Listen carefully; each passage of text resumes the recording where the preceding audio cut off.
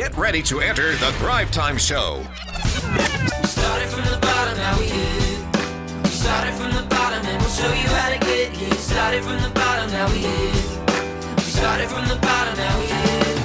We started from the bottom, now we're on the top. Teaching you the systems to get what we got. Colton Dixon's on the hooks, I break down the books. Z's bringing some wisdom and the good looks. As the father of five, that's why I'm a dive. So if you see my wife and kids, please tell them hi. It's the CNC up on your radio. And now 3, 2, 1, here we go. We started from the bottom, now we here. We started from the bottom and we'll show you how to get. Clay, it's good to see you again. Hey, good to see you. When I got here today and I thought, man, if he wasn't here today, it could be special. And I saw you and I realized that it was special with you. It's even more special now that, I'm not too close, but I can tell you've got some minty fresh breath. You've popped like 6 of those in? Yeah, well, I did have a delicious, a delicious Altoids. You told me you just had one of those. Curiously strong mint. I had 5 of those, and I'm excited to be joining with you today to use my Wright Brothers Papermate pen, where I use it to take notes on my paper that I've purchased from Office Depot. All right, well today we are talking about marketing. Yeah. This is the Advertising 101, okay? It's the 8 principles for creating advertisements that work, which is the kind of advertisements you want. So specifically, these 8 principles that we're going to be diving into here, let's just jump right into them. But I'm excited to pick your brain here because you have a vast number of experiences and examples to draw on from a bunch of different companies and advertisements that work and probably ones that didn't work. Exactly. So I'm excited to jump right in here. Let's go to principle number 1 here for making an effective advertisement. It is to target ideal and likely buyers. Target ideal and likely buyers. So how do you attempt to target your advertisements when you're reaching out to the ideal and likely buyers? Well, I'll give you one example that sounds maybe like an extreme example, but I think it's a pretty effective one. Years ago, I had an opportunity to work with a cosmetic surgeon. And his business is focused on, as a general rule, the people who are calling for his services were women between the ages of 30 and 55. It doesn't mean that women who are 25 weren't calling, and it doesn't mean that women who are 55 weren't calling. It doesn't mean that guys never called, but as a general rule, almost every call came from that niche. And so we looked for magazines that were read by that demographic. We looked for neighborhoods where that demographic lived. We looked for stores where that demographic shopped. And we determined that we would be in a local high-end magazine. We would team up with a local luxury car dealership. We would be featured in the local publications that were consumed by that market. And then the organic, the high-end grocery stores, we'd make sure that we were also featured there. And some of the local fitness businesses that had a higher price point. Personal training, that kind of thing. And we did phenomenally well, spending almost 10 times less money. It was over 10 times less money than they'd spent in previous years. Wow. And we were able to do significantly better. So we decreased expenses on advertising by about 10 times, but yet we increased the actual return by about 3 times.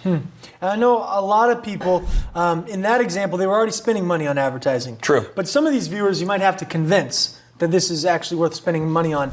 I've heard many entrepreneurs say, well, listen, really my business operates on word of mouth. And honestly, my product sells itself. Well, the one thing you have to look at in business, and can I use this incredible board here? Yeah, please do. Okay. Absolutely. Just to show you, like when you go out there and you acquire this first customer, the cost to get this customer, it doesn't matter really what study you're going to read, but most of them say it costs about 5 times more money. So 5, the number 5, so it looks like an S, but 5 times more money to acquire this first customer than it does to get your word of mouth customers. 5 times more. If this customer is happy, they'll tell other customers, and these next customers that they bring on, in theory, you didn't have to buy ads for those people. So what you'll find in business is that it's always 5 times more expensive to get that original customer. So for companies that are saying, well, I rely on word of mouth, that's great, but you have to get your core 1,000 customers, 500 customers, whatever. So if you're an orthodontist and you're sitting there with 0 customers, you can't sit there and say, well, I'm waiting on word of mouth. Right. Or if you're a guy who's been in business for 10 years and you haven't grown very much, you can't say, well, I'm waiting on word of mouth. So I would just say this, if you're not growing at least a 20% annual basis, then you need to be advertising. If you're growing 20% or more every year and you're not advertising, maybe you can get away without doing it. Sure. But I would say if you're not growing at least 20% or more, then you really need to be advertising. Because you got to get that core first. You got to get that core And that'll group. cost money. And it will cost some money. There you go. Now tell me, before we keep going here, what are some examples of your most effective advertising, marketing plans? Well, quite a few actually. For the cosmetic surgeon, that was a particular ad that I enjoyed because it was really speaking to the women, and it had sort of a shocking visual. I did not decide on the actual language, but it had sort of a shock and awe where it was borderline offensive to half people reading it. Okay. But it was so shocking, and it asked a question about a woman's physique, whether they were happy with it, and if they weren't happy, they can call this number to make to deal with it, and if not, they can. Anyway, it was very kind of shocking. It was. We also did an event for a client I worked with where we actually gave away a Mercedes to one of the clients who referred the most clients. Yeah. And we did that. We've done bridal shows in the years past where we've actually sold, I know it's hard to believe, but almost $100,000 of products and services we sold at a one-day trade show in the wedding industry. So that's like typical weddings, are about $600 a ticket, and we sold almost $100,000 at one show. So over the years we've had quite a few effective marketing strategies and moves. My most favorite though is putting all of our DJs, taking their heads and enlarging their heads and putting big heads on small bodies in the yellow pages because no one else was doing that. And we just stood out, and it was very, very effective. We had a strong call to action. It worked great. I love it. Yeah. So tell me, if I'm an entrepreneur watching this, what are some action steps here that go with this first principle of finding the ideal and likely buyer? You need to sit down right now and ask yourself 5 questions. Okay, 5 questions. One is, who is my customer? Is it man or woman? Like what sex is it? Sure. Perhaps you have a transgender market, and that's interesting. But is it man or woman? The second is, what zip code does your customer live in? There's no laughing on the set. What zip code does your customer live in? Okay. What area? What zip code? Yeah. The third is specifically, what are the hobbies and interests that your ideal and likely buyers have? Okay. Because if they're interested in golf, then you should probably be marketing on golf courses. Sure. Okay. The fourth thing is, what kind of experiences do they appreciate already? So like if you're saying, well, I'm going to build a restaurant that caters to serving lunch to middle-class machine shop employees, then you're going to have a different decor probably than if you were going to do a high-end steakhouse. So you want to ask yourself, what kind of experience are these people into? And the final thing I think that you really have to look at, because as you're targeting your demographics, you want to make sure you don't swing and miss. You need to meet these people. Meet your ideal and likely buyers and ask them, what are they looking for? Actually physically meet them. Talk to them. Because if you meet with even, let's say 25 of them, you can really learn a lot that you can quickly put into your business systems that you would not have thought of. Airbnb did that. Airbnb did it. I would say these top companies. Paul Graham. He's the guy who started Y Combinator, the incubator system that coached Airbnb. And he says it's better to have a million people that, or better to have 100 people that love you than a million people that sort of like you. And the whole idea is, if you want to really be known and loved by your core customers, because when you're marketing to them, they should be like, yes, that is exactly what I've been looking for. They shouldn't be like, what is that? So even the language they use.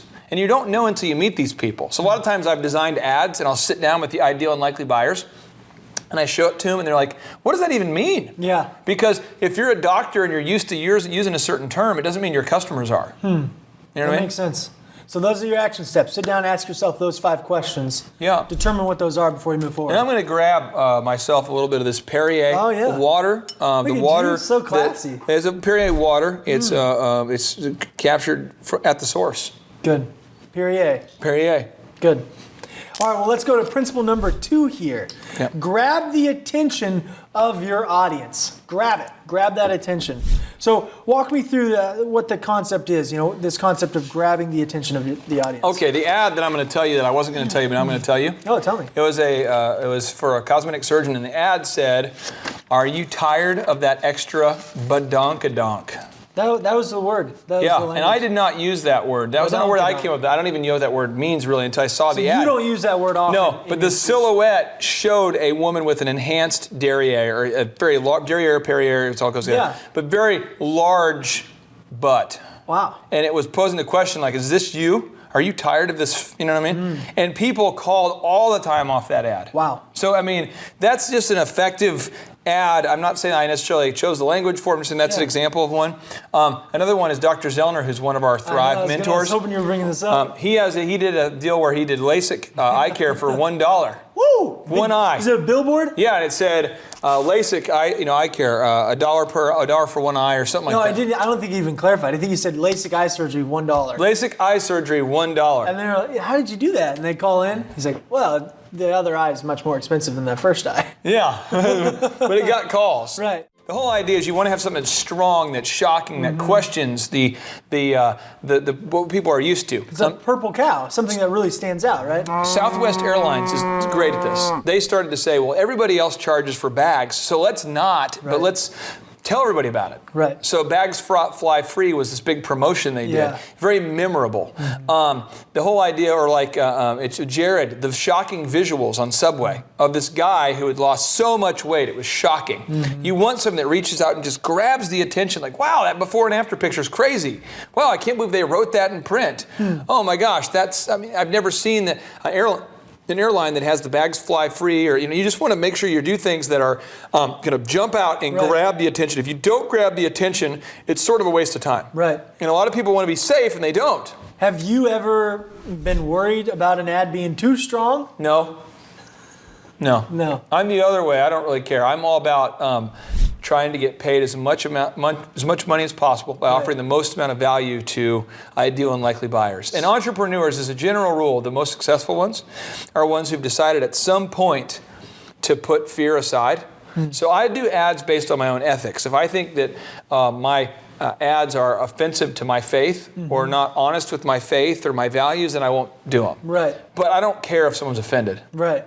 So how do you know if your ad's strong enough then? How do you know you've got an ad that can grab the attention of your likely buyers? Usually if someone in your staff is like, I think Dr. Zellner tells a story which is phenomenal, but he says if someone on your staff isn't saying, oh no, you can't do that, then it's probably not a good ad. It's not strong enough. Yeah, so you want to have an ad that's pretty strong that freaks a few people out. Okay. Something that's going to get attention. I mean, something that's just, it's got to grab the attention of the ideal and likely buyers.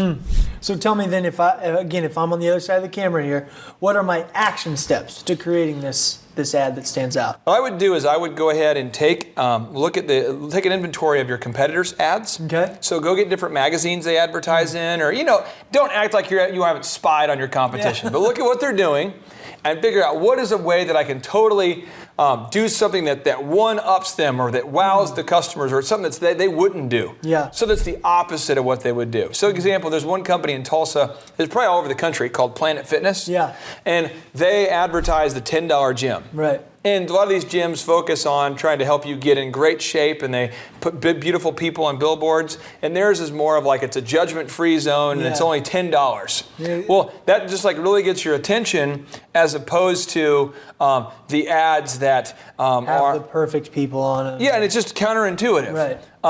They have the Real Men of Genius commercials they used to run forever. Those were funny. Yeah. The whole idea is you want something that's funny, that's memorable, that's shocking. It's some sort of emotional, that it just pulls up, it evokes some kind of emotion. Good. That makes sense. Makes So check sense? out the competitors. That's the action step. Check them out and do something they're not doing. Check out your competitors. Look at what they're doing. Do something that's going to shock. Right. It's going to wow. Boom. Boom. Principle number 3. Put your contact information on the advertisement. Seems simple, but most people don't. Did you ever not do this, or? Yeah, most people watching this, if you're a business owner, you've probably run an ad, or you almost ran an ad, or you know someone who ran an ad that didn't have your contact information, which is sweet. When you're like, I just spent $8,000 on something and no one even has a number. That's not good. Yeah, and that happens a lot. So you need to just make sure, use this as a checklist. Type this in your Thrive notes right here. Yeah. Pull it up next time you make an ad. Bam. So what do I need to include for the contact information? All of it? Some of it? I know you look kind of parched. Would you like Yeah. a refreshing Sprite Yeah, I'll beverage? take this Coke here. Oh, okay, a This is refreshing good. Coke, a Yeah. choice of a new This is- generation. Is that what it is, or is that Pepsi? Was it classic? Well, you can't misrepresent our See, that's almost the sponsors. Yeah, well, almost.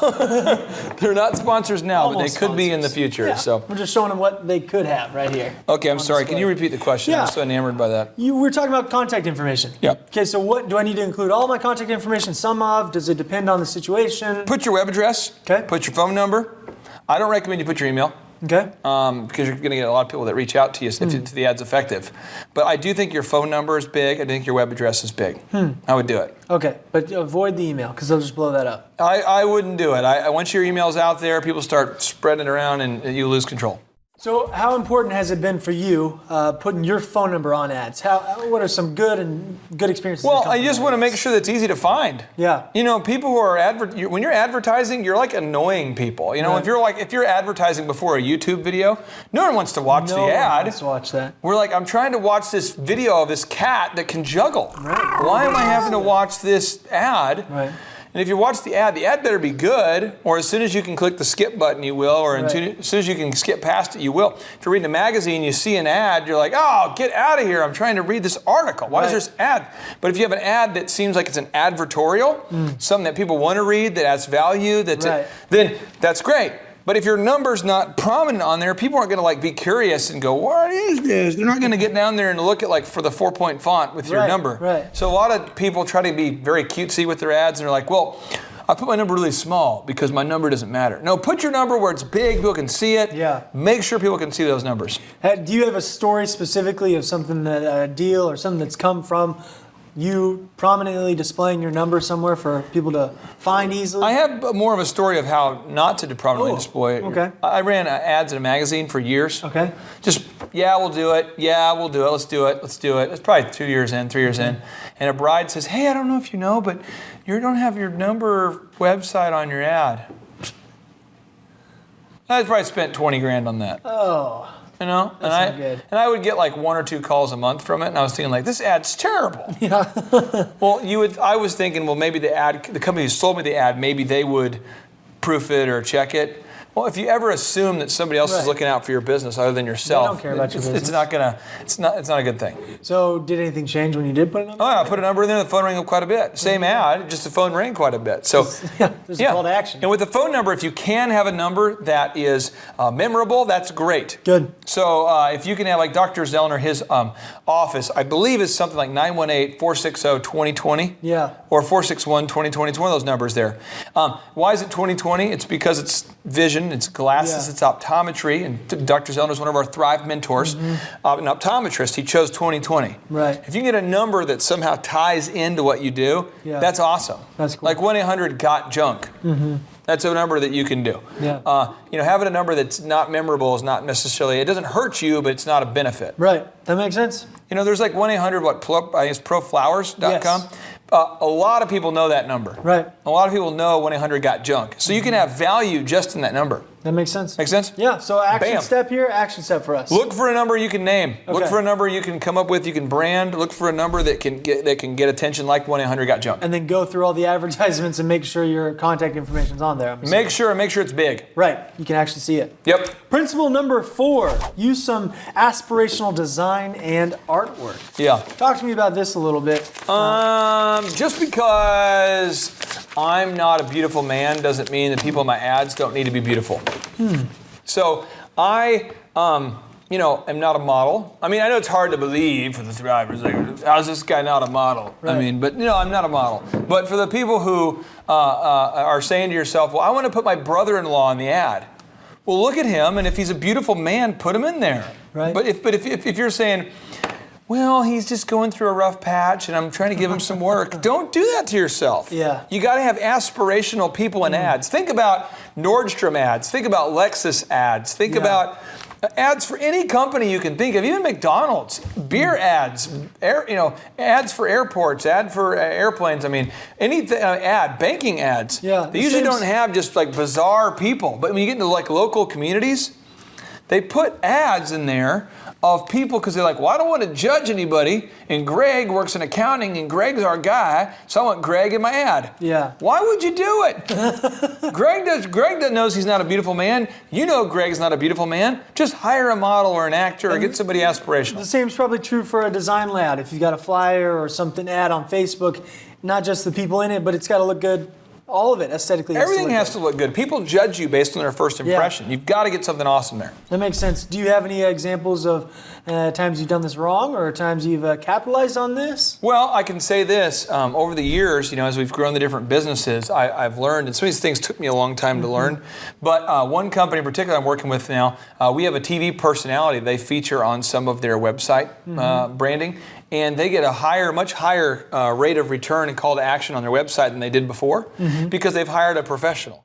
I know with the companies I work with now, I always try to make sure that we have professional actors or people that know what they're doing that look great on camera representing what we're doing. Just don't go with amateur models and amateur, because if it's not aspirational, it's demotivational. Yeah. So how do you do that if you've got a smaller budget? If you're a smaller company? You can go to, they have local model agencies, and you can do some kind of trade out. You can say, hey, the girls who are in our ads, they can be featured in our ads, and we'll give them. I could say I owned a hair salon, I could say all the girls who are in our commercial can get free hair care, or they can get a discount off our products and services, or we'll do trade out, or do something. Get creative. But do whatever you have to do to make sure you don't have people in your ads that are not aspirational. So action step is just to sit down and evaluate all your ads and see if there's something something to aspire to.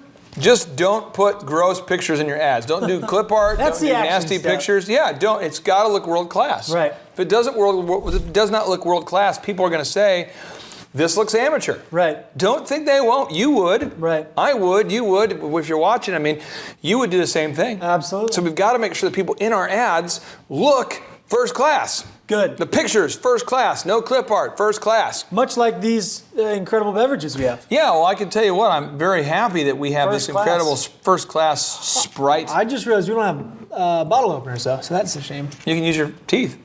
Okay. Maybe next segment. All right. Principle number 5, make a direct offer, potentially with an expiration date. Talk to me about the direct offer. Why is this so important, and what does that look like? If you have an ad and it doesn't tell you what you should specifically do, we usually do nothing. Yeah.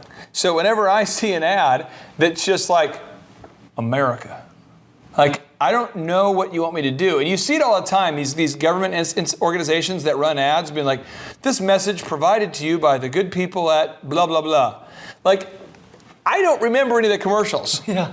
Do you? No, but we know what the feel of them all is. We know the music's kind of like da da da da da da. It's so safe. It's so, and what I do is I'm watching the Super Bowl, and all of a sudden it's like some generic message, and I'm like, whatever. You guys have any Cheetos? And then I go back and watch. I don't remember what the ad was. I don't remember anything.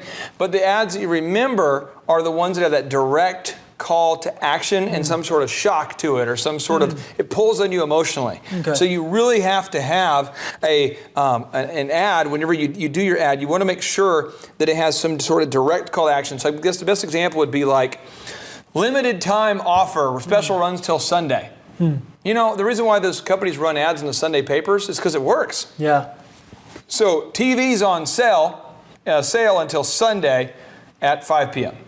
That's an ad with a call to action. Come in here, buy this TV by Sunday. So you recommend putting expiration date on some of these ads? I am all about it. Expiration dates, I'm all about putting direct calls to action where people absolutely know what you want them to do. Call now while supplies last. Order your free this today. This expires by Tuesday. Call now for your free bonus gift. But I'm totally against just running an ad that just has branding. Right. Just here's our logo, here's our name one more time. Hopefully it helps you remember us. I just totally am against that. So what if I'm an entrepreneur trying to think of a call to action? Call to action works for any kind of businesses? Yeah, throw me out some different kinds of companies and I'll give you one. Well, okay, we've got Dr. Zellner's optometry. Yeah, I would say something like, if I was in his business, I would say, come in and buy one pair of frames for $200, get the second pair for half off until Sunday. Hair salon. Hair salon, I'd be like, maybe like first cut, come in like anybody who gets, like whatever my low hours would be. If my low hours were like Monday morning and Tuesday morning, I might say all Monday and Tuesday haircuts until the end of the month are half off. Pet party business. Pet party business. I just put a going out of business sign right there. Okay, good, good, excellent. Principle number 6 here. Okay. List a few, not 40. Why? Or 42. Okay. Why is it important just to list a few? And I think we're talking about benefits here. Yeah. Why is it important to not overwhelm the viewer with a list of benefits? It's really important because when you're looking at an ad, you can only see so much information. You only process so much. So you want to have what's your main idea you're trying to communicate, and then there's maybe three benefits, maybe 4, but not like 50 in a whole page of text. And I think it's important in the Soft Selling in a Hard World book by Jerry Voss. He talks about what a benefit is and how it's not a feature. Yeah. Okay? He says, in any business, the only benefits that sell are power, profit, prestige, and pleasure. So your benefits have to fit in one of those categories. We're not talking, if you're selling vacuums, you're not talking about how fast does, the bristles on the vacuum work, right? That doesn't mean anything. But the amount of time that this vacuum saves you would be a benefit, correct? Right. I mean, you're trying to describe benefits to the ideal and likely buyer that resonates with them as being true and something that they want. So you're trying to help people save time. Like if it's a consumer, trying to help a consumer try to save time, trying to help a consumer save money, trying to help them kind of improve the way they feel about themselves. That's really kind of your big 3. It's save time, save money, improve the way they feel about things. And then you've got sort of like the ongoing motive that most people have is to avoid pain or to experience gain. Yeah. And so these are what you do. So you try to appeal to that, so that way, so if you're writing an ad for college students, you might want to put an ad of like, get your start at yada yada. Or move from, find your ideal job. Finding your ideal job is only one call away. If you're marketing to college students, because you're trying to create something that is true to them, that's your one call to action. That's your one core benefit you're trying to describe. And then what you'll do is underneath that you get maybe 3 benefits you can put in there. But you can't be having like a whole page of 50 promises. Now, why is it that so many companies focus and use words like professional or trusted? We're the professional option. We're trusted, and not focus on the benefits for the actual consumer. Well, the benefits for the consumer involve answering the question, what problem do you solve for the consumer? Okay. What problem do you solve for the consumer? That is the core reason why you are putting the ad in there. Right. You're explaining, what is the problem that you have that we can solve? A lot of businesses don't really know what problem they solve, and so they're just talking about what they do. I don't care what you do. I want to know what problem you can solve for me. Right. And so it's really important that you think in terms of the customer focus. You think in terms of what problem can you solve for your ideal and likely buyers. So tell us a story. Let's do story time with Clay.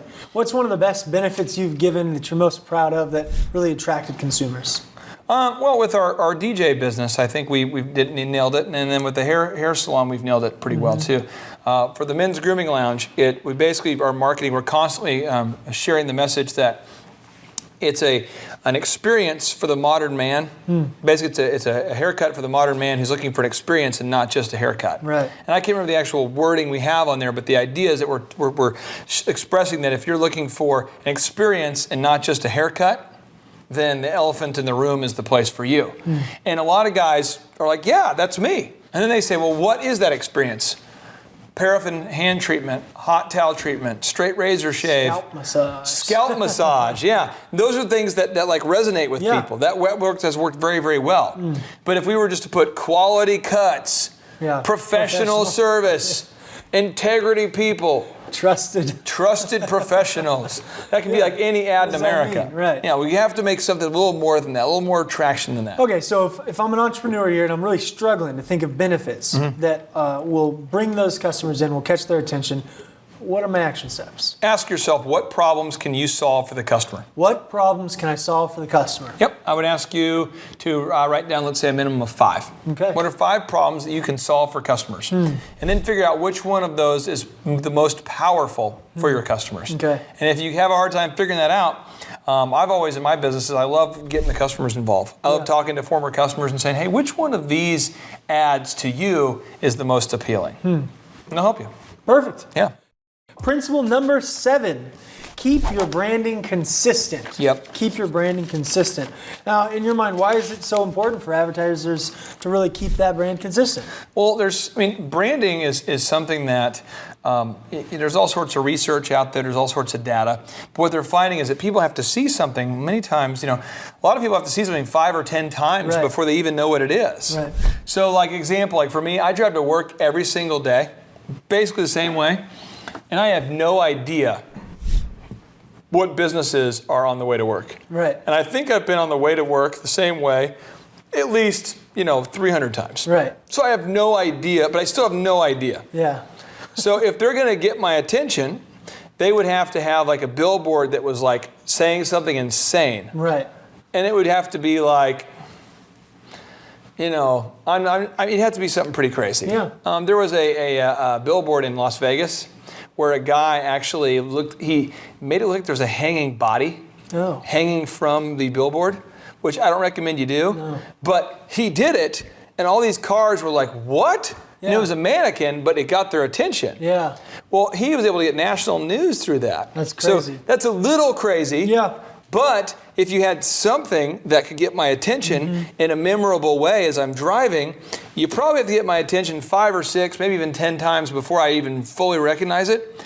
So in marketing and branding, you've got to keep it consistent. Otherwise, people will forget that's the same company. Do you have any rules of thumb that you live by when it comes to keeping a consistent branding? Yeah, and I as I get older, I get more fastidious about it, get more detailed about it. But you just want to make sure that your logo is the same proportion, the same colors, the same resolution if possible, the same taglines. You just want to get everything to be as close to the same as possible. So if I'm watching this and I'm motivated now to become Captain Consistency, and what action steps do I take right now? If you're watching this and you want to become Captain Consistency with your branding, it's super important that you commit to establishing brand standards today. Okay. So what is your logo?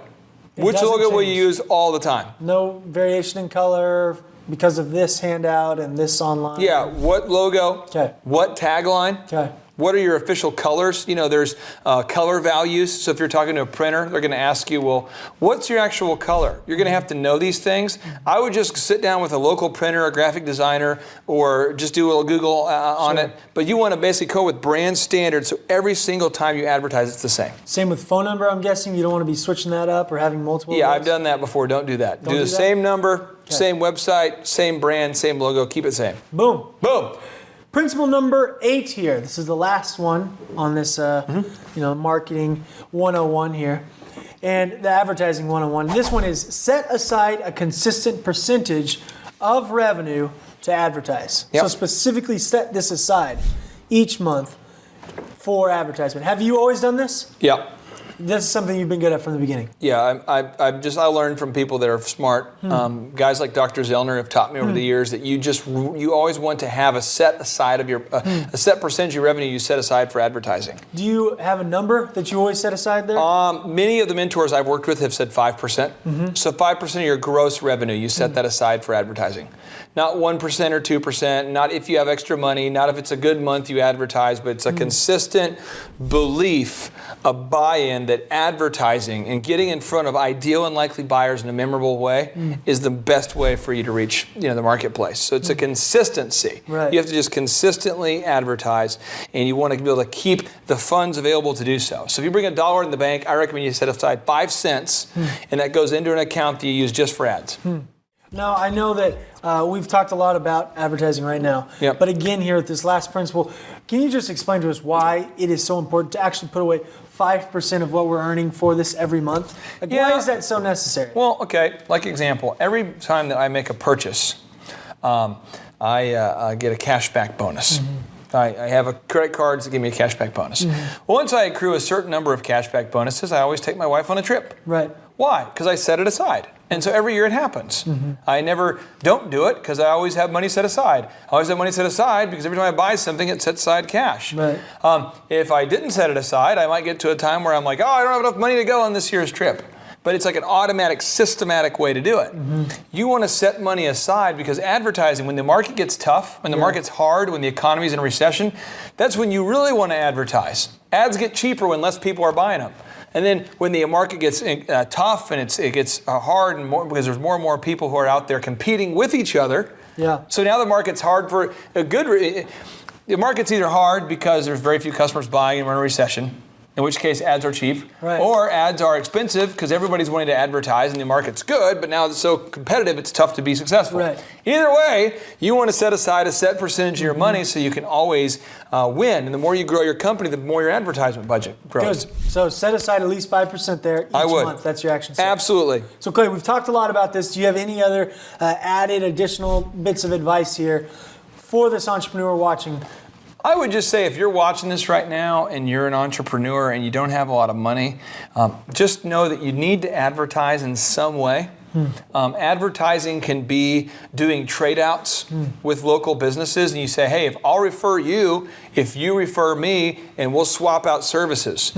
Advertising could be paying a referral commission to anybody who refers you. Yeah.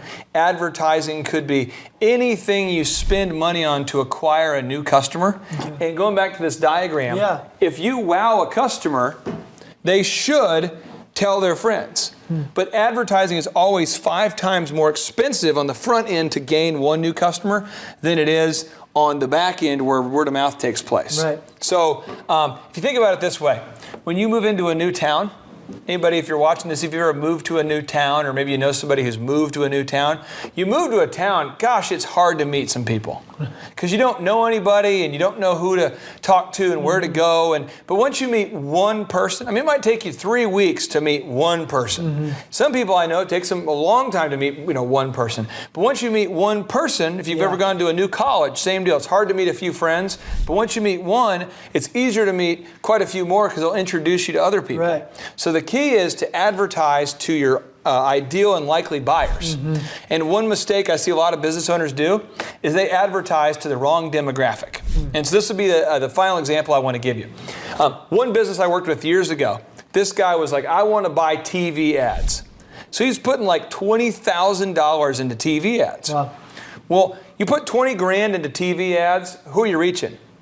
The whole city. Right. You can't control who's watching. It's not like it's a specific demographic, like it's a specific a show. Yeah. It was like he bought ads on a rotator. He didn't buy them for a specific show. You could probably do, but he didn't. Right. And so he's spending $20,000 to market to the whole city. The only problem is his product is so specifically niched that only a certain percentage, like 5% of the city would even buy his stuff. And the people who would buy his stuff probably didn't watch the programs that were on that station. Yeah. So one, the people who were calling were not the kind of people he wanted to work with.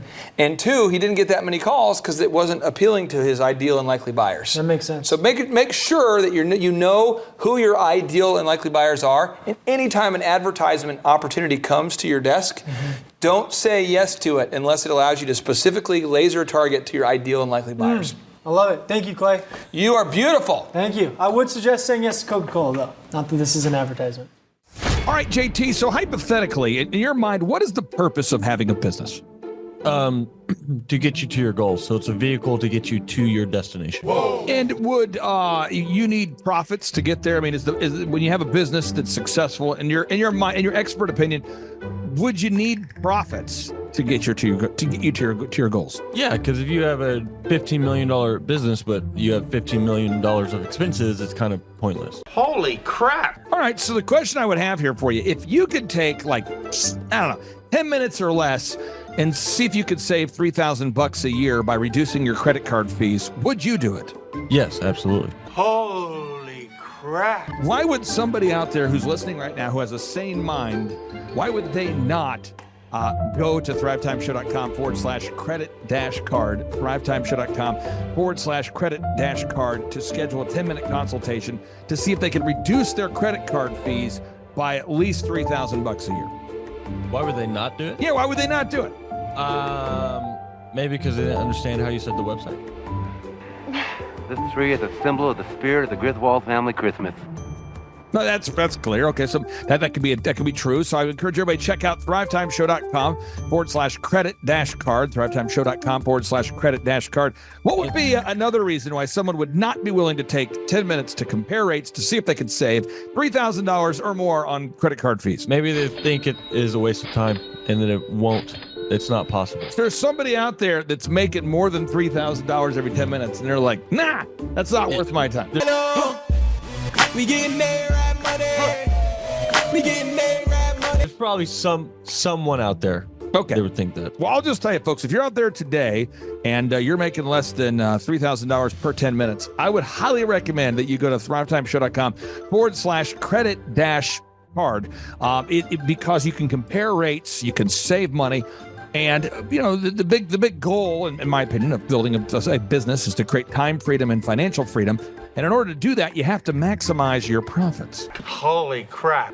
Now, one way to maximize your profits is to increase your revenue. Another way to do it is to decrease your expenses.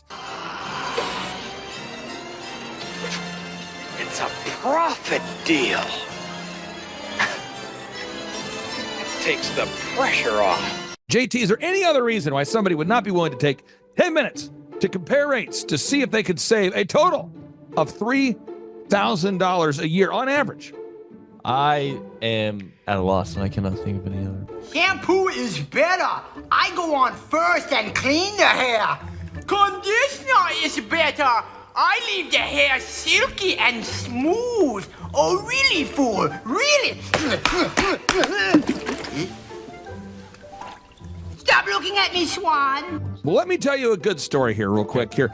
I actually, years ago, compared rates with this company here called IPS. It's Integrated Payment Services. And I scheduled a consultation. I don't know that I was skeptical. I just thought, whatever, I'll take 10 minutes. I'll compare rates. I can't tell. You can tell me I'm a doctor. No, I mean, I'm just not sure. But can't you take a guess? Well, not for another 2 hours. You can't take a guess for another 2 hours? And in my case, my particular case, I save over $20,000 a year. Holy crap. Wow. Which is, like groceries when my wife goes to the organic stores. Find everything you need today? Yeah. Great. Okay. Oh, God. No. Everything okay, ma'am? It's just that you've only scanned a few items and it's already $60. I'm so scared. Okay, I'm a trained professional, ma'am. I've scanned a lot of groceries. I need you to stay with me. It's just that my in-laws are in town and they want a charcuterie board. Well, this isn't going to be easy, so I need you to be brave, all right? What's your name? Patricia. Trisha, all right. I need you to take a deep breath. We're about to do the cheese. You know, that's the difference between eating organic and not organic. So because my wife eats organic, I had to take the 10 minutes needed to compare rates to save the $20,000 a year on credit card fees just for one of my companies. One question, what's the brand name of the clock? The brand name of the clock, Rod. Do we have name of the clock. It's an elegant from Ridgeway. It's from Ridgeway. Let's Buy the clock. and sell the fireplace. So I encourage everybody out there, go to thrivetimeshow.com/credit-card. You schedule a free consultation, request information. A member of our team will call you. They'll schedule a free consultation. It should take you 10 minutes or less. And then they're going to compare rates and see if they can't save you more than $3,000 a year off of your credit card processing. You were hoping what? I wouldn't owe you money at the end of the No, day. you don't owe us money. Because at the end of the day, the goal of a business is to create time freedom and financial freedom. And in order to do that, you need to create additional profits.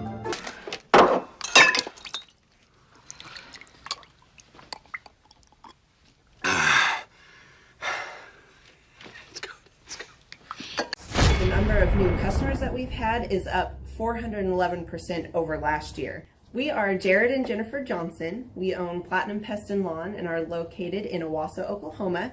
And we have been working with Thrive for business coaching for almost a year now. Yeah. So what we want to do is we want to share some wins with you guys that we've had by working with Thrive. First of all, we're on the top page of Google now. Okay. I just want to let you know what type of accomplishment this is. Our competition, Orkin, Terminex, they're both $1.3 billion companies. They both have 2,000 to 3,000 pages of content attached to their website. So to basically go from virtually non-existent on Google to up on the top page is really saying something. But that's come by being diligent to the systems that Thrive has, by being consistent and diligent on doing podcasts and staying on top of those podcasts to really help with getting up on with their listing and ranking there with Google. And also we've been trying to get Google reviews, asking our customers for reviews. And now we're the highest rated and most reviewed pest and lawn company in the Tulsa area. And that's really helped with our conversion rate. And the number of new customers that we've had is up 411% over last year. Wait, say that again. How much are we up? 411%. Okay, so 411% we're up with our new customers. Amazing. Right. So not only do we have more customers calling in, we're able to close those deals at a much higher rate than we were before. Right now, our closing rate is about 85%, and that's largely due to, first of all, like our Google reviews that we've gotten people really see that our customers are happy, but also we have a script that we follow. And so when customers call in, they get all the information that they need. That script has been refined time and time again. It wasn't a one and done deal. It was a system that we followed with Thrive in the refining process, and that has obviously the 411% shows that system works. Yeah. So here's a big one for you. So last week alone, our booking percentage was 91%. We actually booked more deals, more new customers last year than we did the first 5 months. Or I'm sorry, we booked more deals last week than we did the first 5 months of last year from before we worked with Thrive. So again, we booked more deals last week than the first 5 months of last year. And it's incredible. But the reason why we have that success is by implementing the systems that Thrive has taught us and helped us out with. Some of those systems that we've implemented are group interviews. That way we've really been able to come up with a really great team. We've created and implemented checklists. That way everything gets done and it gets done right. It creates accountability. We're able to make sure that everything gets done properly, both out in the field and also in our office. And also doing the podcast, like Jared had mentioned, that has really, really contributed to our success. But that, like I said, the diligence and consistency in doing those and that system has really, really been a big blessing in our lives. And also, it's really shown that we've gotten the success from following those systems. Yeah. So before working with Thrive, we were basically stuck. Really no new growth with our business. And we were in a rut and we didn't know. The last 3 years, our customer base had pretty much stayed the same. We weren't shrinking, but we weren't really growing either. Yeah, and so we didn't really know where to go, what to do, how to get out of this rut that we're in. But Thrive helped us with that. They implemented those systems. They taught us those systems. They taught us the knowledge that we needed in order to succeed. Now it's been a grind. Absolutely, it's been a grind this last year. But we're getting those fruits from that hard work and the diligent effort that we're able to put into it. So again, we were in a rut. Thrive helped us get out of that rut. And if you're thinking about working with Thrive, quit thinking about it and just do it. Do the action, and you'll get the results. It will take hard work and discipline, but that's what it's going to take in order to really succeed. So we just want to give a big shout out to Thrive, a big thank you out there to Thrive. We wouldn't be where we're at now without their help. Hi, I'm Dr. Mark Moore. I'm a pediatric dentist. Through our new digital marketing plan, we have seen a marked increase in the number of new patients that we're seeing every month, year over year. 1 month, for example, we went from 110 new patients the previous year to over 180 new patients in the same month. And overall, our average is running about 40 to 42% increase month over month, year over year. The group of people required to implement our new digital marketing plan is immense, starting with a business coach, videographers, photographers, web designers. Back when I graduated dental school in 1985, nobody advertised. The only marketing that was ethically allowed in everybody's eyes was mouth-to-mouth marketing. By choosing to use the services, you're choosing to use a proven turnkey marketing and coaching system that will grow your practice and get you the results that you're looking for. I went to the University of Oklahoma College of Dentistry, graduated in 1983, and then I did my pediatric dental residency at Baylor College of Dentistry from 1983 to 1985. Hello, my name is Charles Colaw with Colaw Fitness. Today I want to tell you a little bit about Clay Clark and how I know Clay Clark. Clay Clark has been my business coach since 2017. He's helped us grow from 2 locations to now 6 locations. We're planning to do 7 locations in 7 years and then franchise. And Clay has done a great job of helping us navigate anything that has to do with like running the business, building the systems, the checklists, the workflows, the audits, how to navigate lease agreements, how to buy property, how to work with brokers and builders. This guy is just amazing. He's this kind of guy has worked in every single industry. He's written books with like Lee Cockrell, head of Disney, with the 40,000 cast members. He's friends with like Mike Lindell. He does Reawaken America tours, where he does these tours all across the country where 10,000 or more people show up to some of these tours. On the day-to-day, he does anywhere from about 160 companies. He's at the top.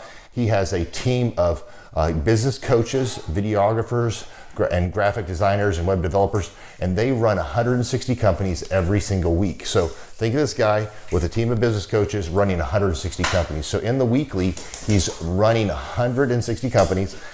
Every 6 to 8 weeks, he's doing Reawaken America tours. Every 6 to 8 weeks, he's also doing business conferences where 200 people show up, and he teaches people a 13-step proven system that he's done and worked with billionaires, helping them grow their companies. So I've seen guys from startups go from startup to being multimillionaires, teaching people how to get time freedom and financial freedom through the system. Critical thinking, document creation, putting it into organizing everything in their head to building into a franchisable, scalable business. Like one of his businesses has like 500 franchises. That's just one of the companies or brands that he works with. So amazing guy. Elon Musk, kind of like smart guy. He kind of comes off sometimes as socially awkward, but he's so brilliant, and he's taught me so much. When I say that, like Clay is like, he doesn't care what people think when you're talking to him. He cares about where you're going in your life and where he can get you to go.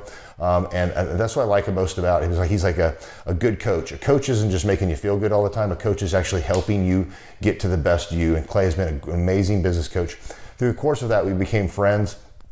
I was really most impressed with him is when I was shadowing him one time. We went into a business deal and listened to it. I got to shadow and listen to it. And when we walked out, I knew that he could make millions on the deal, and they were super excited about working with him. And he told me, he's like, I'm not going to touch it. I'm going to turn it down, because he knew it was going to harm the common good of people in the long run. And the guy's integrity just really wowed me. It brought tears to my eyes to see that this guy, his highest desire was to do what's right. And anyways, just an amazing man. So anyways, impacted me a lot. He's helped navigate anytime I've got nervous or worried about how to run the company, or navigating competition and an economy that's like, I remember we got closed down for 3 months. He helped us navigate on how to stay open, how to get back open, how to just survive through all the COVID shutdowns, lockdowns. I'm Rachel with Tip Top Canine, and we just want to give a huge thank you to Clay and Vanessa Clark. Hey guys, I'm Ryan with Tip Top Canine. Just want to say a big thank you to Thrive 15. Thank you to Make Your Life Epic. We love you guys, we appreciate you, and really just appreciate how far you've taken us. This is our old house, right? This is where we used to live a few years ago. This is our old neighborhood. See? It's nice, right? So this is my old van and our old school marketing, and this is our old team. And by team, I mean it's me and another guy.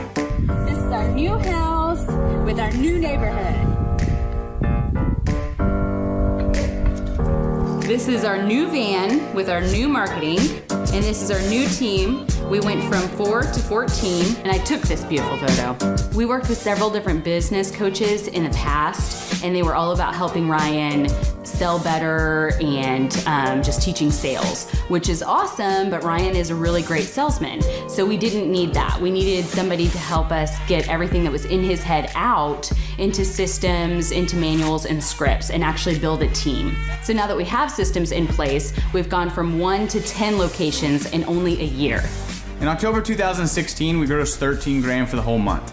Right now it's 2018, the month of October. It's only the 22nd. We've already grossed a little over 50 grand for the whole month, and we still have time to go. We're just thankful for you, thankful for Thrive and your mentorship, and we're really thankful that you guys have helped us to grow a business that we run now instead of the business running us. Just thank you times 1,000. The Thrivetime Show, 2-day interactive business workshops, are the highest and most reviewed business workshops on the planet. You can learn the proven 13-point business systems that Dr. Zellner and I have used over and over to start and grow successful companies. I mean, we get into the specific steps on what you need to do to optimize your website. We're going to teach you how to fix your conversion rate.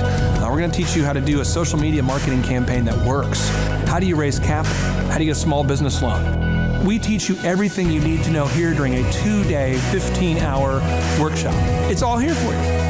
You work every day in your business, but for 2 days you can escape and work on your business and build these proven systems so now you can have a successful company that will produce both the time freedom and the financial freedom that you deserve. You're going to leave energized, motivated, but you're also going to leave empowered.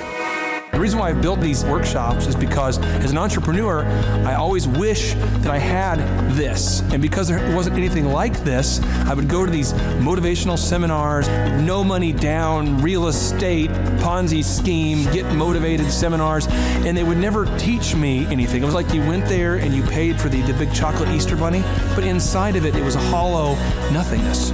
And I wanted the knowledge, and they're like, oh, but we'll teach you the knowledge after our next workshop. And the great thing is we have nothing to upsell. At every workshop, we teach you what you need to know. There's no one in the back of the room trying to sell you some next big get-rich-quick, walk-on-hot coals product. It's literally, we teach you the brass tacks, the specific stuff that you need to know to learn how to start and grow a business. And I encourage you to not believe what I'm saying, and I want you to Google the Z66 auto auction. I want you to Google elephant in the room. Look at Robert Zellner and Associates. Look them up and say, are they successful because they're geniuses, or are they successful because they have a proven system? When you do that research, you will discover that the same systems that we use in our own business can be used in your business. Come to Tulsa, book a ticket, and I guarantee you it's going to be the best business workshop ever, and we'll even give you your money back if you don't love it. We've built this facility for you, and we're excited to see you.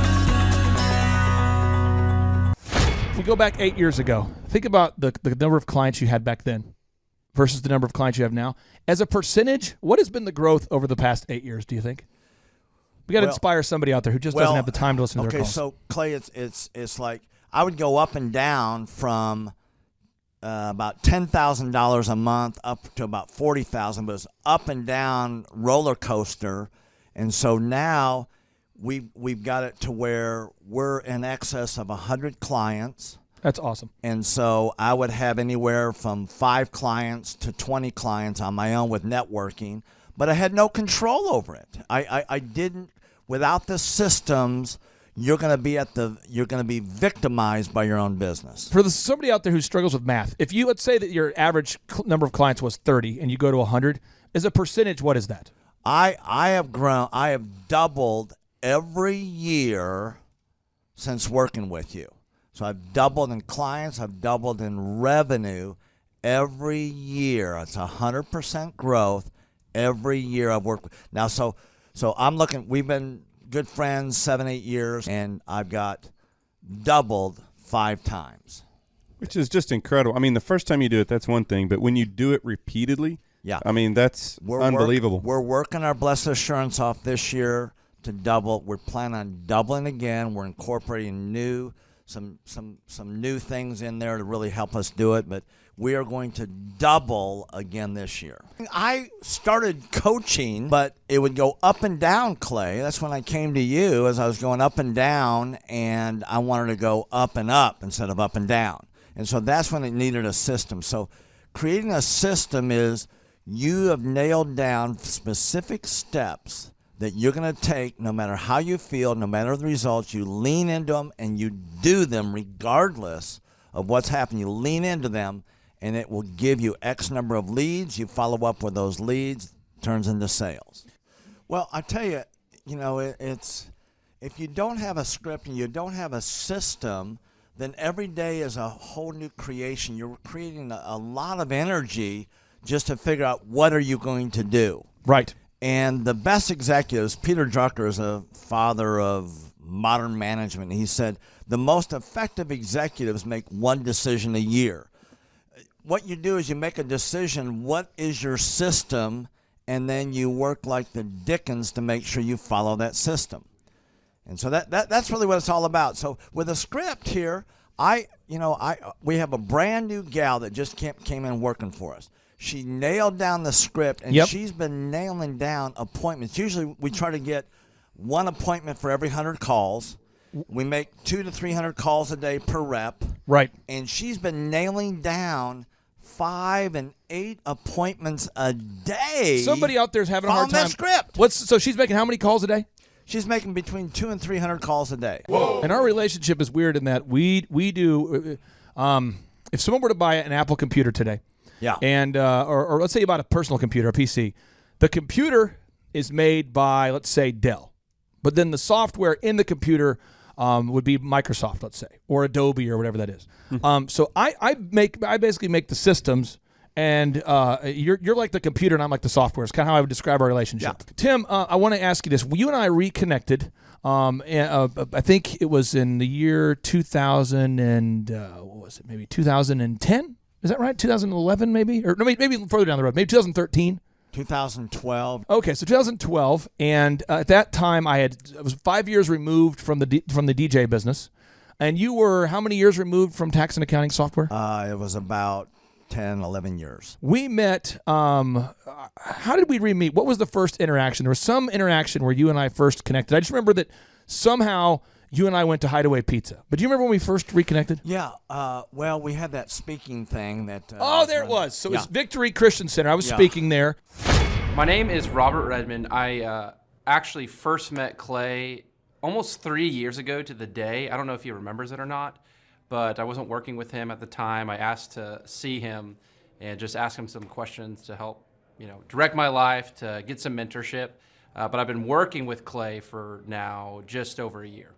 The role I play here is a business coach, business consultant. I work with different businesses, implementing best practice processes and systems that I have learned here by working with Clay. And the experience working here has, to put it real plainly, has been just life-changing.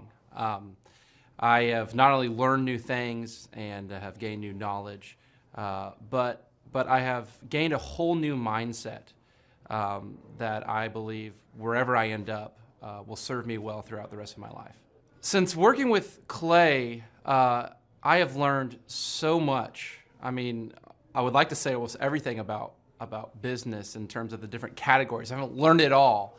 But I've learned all about marketing. I've learned about advertising. I've learned about branding. I've learned how to create a sales process for organizations in any industry. I've learned how to sell. I've learned how to create repeatable systems and processes and hold people accountable. How to hire people. It's almost like every aspect of a business you can learn. I have learned a lot in those different categories. And then, again, the mindset that I've gained here has been huge. Working here, you can't be a mediocre person. You are a call to a higher standard of excellence, and then as you're called to that standard here, you begin to see those outcomes in every area of your life. That standard of excellence that you want to implement, no matter what you're involved in. I would like to describe the other people that work with Clay are people that are going somewhere with their life.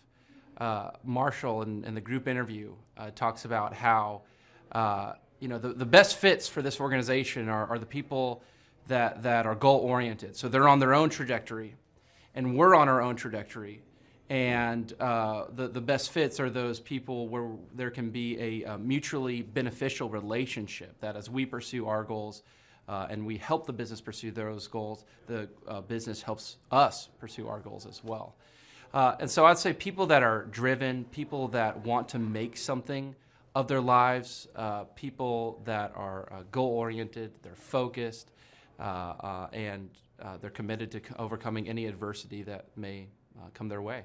Clay's passion for helping business owners grow their businesses it's unique in that I don't know if there's anyone else that can be as passionate. Whenever a business starts working with Clay, it's almost as like Clay is running that business in the sense that he has something at stake. He's just serving them. They're one of his clients, but it's as if he is actively involved in the business. Whenever they have a win, he's posting it all over his social media. he's shouting it across the room here at Thrive. You know, he's sending people encouraging messages. He can kind of be that life coach and business coach in terms of being that a motivator and that champion for people's businesses. It's again unique because there's no one else I've seen get so excited about and passionate about other people's businesses. The kind of people that wouldn't like working with Clay are people that are satisfied with mediocrity. People that want to get through life by just doing enough, by just getting by. People who are not looking to develop themselves, people who are not coachable, people who think that they know it all and they're unwilling to change. I would say those are the type of people. In short, anyone that's content with mediocrity would not like working with Clay. So if you're meeting Clay for the first time, the advice I'd give you is definitely come ready to take tons of notes. Every time Clay speaks, he it gives you a wealth of knowledge that you don't want to miss. I remember the first time that I met Clay, I literally carried a notebook with me all around. I was looking at this notebook the other day, actually. I carried a notebook with me all around, and I just took tons of notes. I filled the entire notebook in about 3 or 4 months, just from being around Clay, following him, and learning from him. And then I would say, come coachable. Be open to learning something new. Be open to challenging yourself. Be open to learning and adjusting parts about you that need to be adjusted.